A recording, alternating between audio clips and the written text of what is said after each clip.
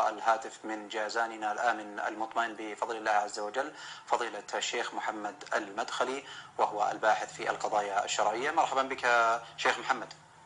مرحبا، اهلا وسهلا، حياك الله يا اخي العزيز. نعم شيخ محمد، لو تحدثنا حفظكم الله عن مكانة العلماء التي حقيقة أبرزها كتاب الله عز وجل وسنة المصطفى صلى الله عليه وسلم.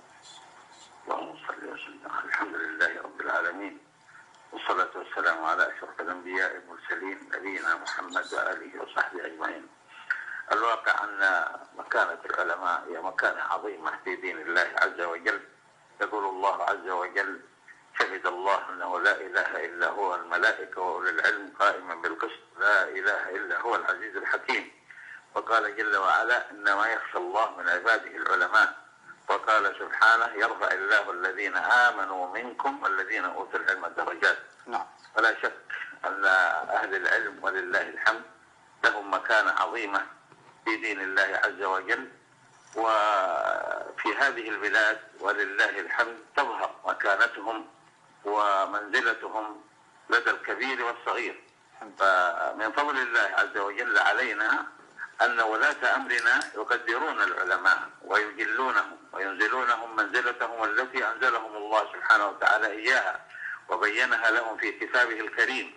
علماؤنا ولله الحمد في هذه البلاد يتسنمون الذروة في المكانة، ويقولون كلمة الحق ويأمرون بالمعروف وينهون عن المنكر ويبلغون دين الله عز وجل للأمة في الداخل والخارج ولله الحمد. الحمد لله. فمكانة العلماء هي مكانة عظيمة في دين الله، ولا شك أن المجتمعات الصحيحة لا تقوم إلا على أهل العلم وبيان أهل العلم ودعوة أهل العلم وإصلاح أهل العلم.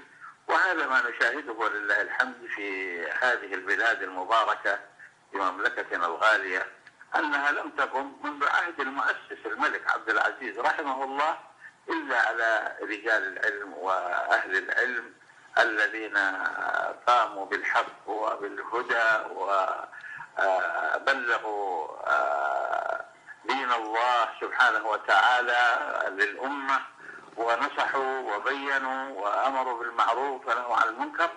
وهذا من فضل الله سبحانه وتعالى علينا في هذه البلاد. الحمد لله. نعم. الشيخ محمد مدخلي الباحث في القضايا الشرعية متحدثا من جازان، شكرا جزيلا لكم. شكرا. نعم. دكتور علي، دعنا ننتقل أيضا إلى جانب آخر ربما